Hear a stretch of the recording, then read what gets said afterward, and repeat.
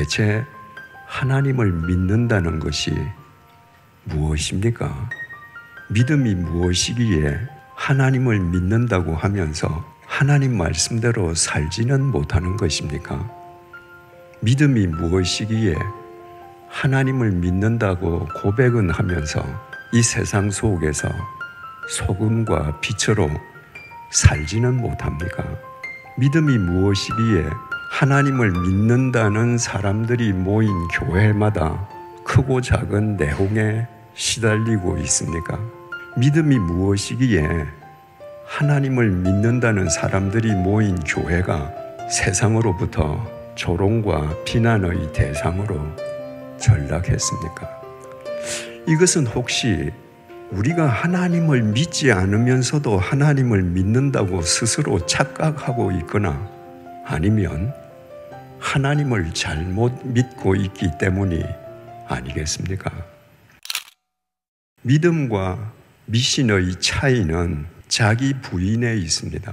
미신을 신봉하는 사람들은 자기의 재물이나 자기의 재주, 탤런트, 무엇이든 자기에게 있는 것으로 신을 달래고 얼러서 자기 목적을 성취하는 것입니다.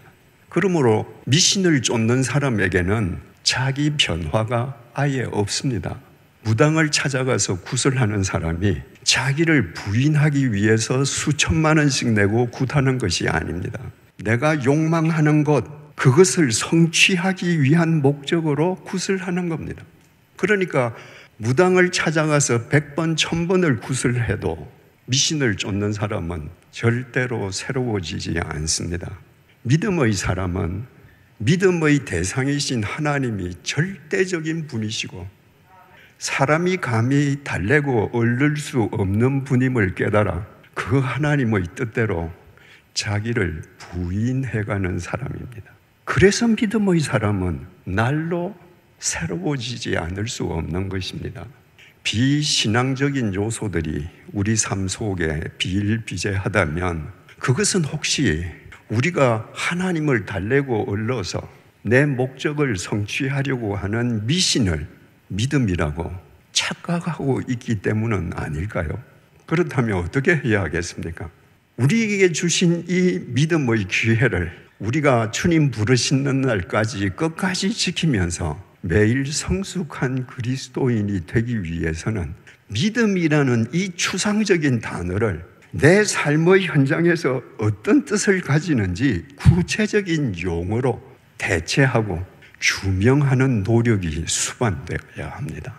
그것 없으면요, 여러분들이 믿는다고 열심히 교회 나오고 기도하고 봉사하고 다 하는데 실은 미신일 수도 있고 실은 믿지 않는 것과 같을 수도 있고, 그러니까 내게 있어서 믿음이 뭔가? 믿음은 추상명사인데 이 추상명사가 내 삶의 현장에서 구체적으로 어떤 단어로 대체될 수 있는가? 여러분들의 언어로 생각해야 합니다.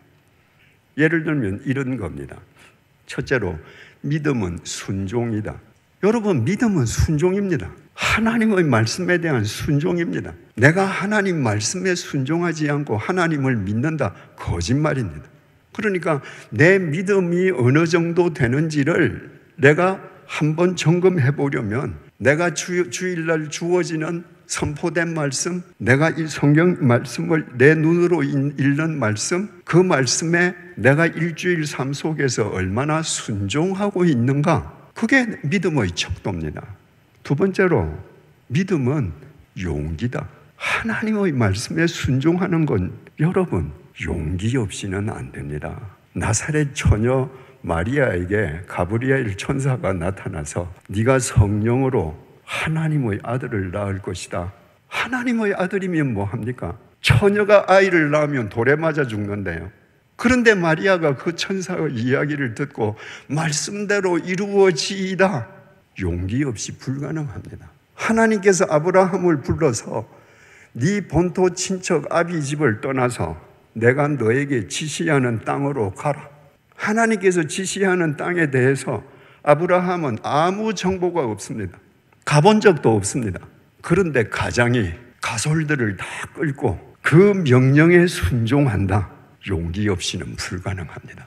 여러분들이 왜 말씀대로 못 사는가? 내가 말씀대로 살면 손해볼 거니까. 손해봐도 좋다. 그 용기가 있을 때 말씀대로 사는 겁니다. 내가 주님의 말씀에 순종하기 위해서는 용기가 있어야 되는데 그 용기의 출처가 내 자신이다. 그건 만용입니다. 내 자신이 용기의 출처가 되면요, 작심삼일입니다. 그 용기의 출처는 하나님이어야 합니다. 그래서 믿음은 시선입니다.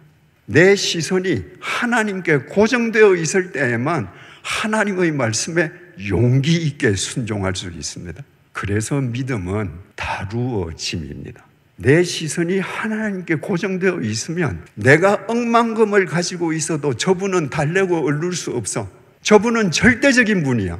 저분에 의해서 내가 다루어져 가야 돼. 여러분, 이렇게 구체적인 언어로 생각하면 믿음이 여러분의 삶과 동행하게 됩니다. 내가 어느 날 무서운 사건의 범인으로 지목되어서 아무리 해도 누명을 벗을 수가 없습니다. 법정에서 내 진실을 아무리 밝혀도 판사도 믿어주지 않습니다. 이것이 인생 웅덩이에요. 건강하기 짝이 없었는데 불의의 사고를 당해서 평생 양손에 목발을 짚고 다녀야 되게 됐습니다. 이것이 인생 웅덩이입니다. 평생 외아들 하나 보고 내 모든 걸 걸고 살았는데 이 외아들이 불의의 교통사고로 죽었습니다. 그게 인생 웅덩이입니다. 내 힘으로 어떤 손도 쓸 수 없는 겁니다. 그럴 때 사람들은 그 구덩이만 보고 절망합니다.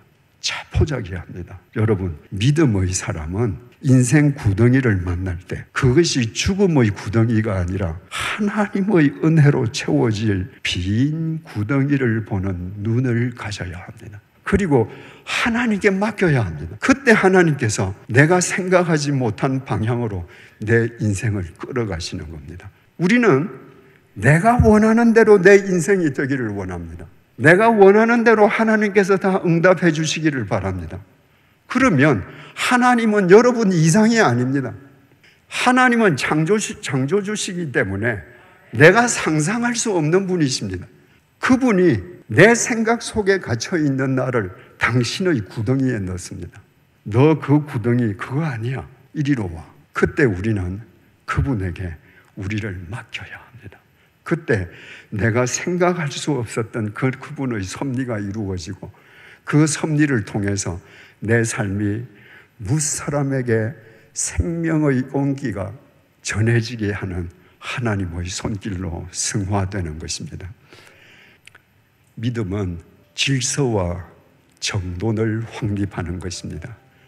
믿음은 나의 고난을 누군가를 위로하는 통로로 승화시키는 것입니다. 믿음은 인생의 구덩이를 기꺼이 감수하는 것입니다.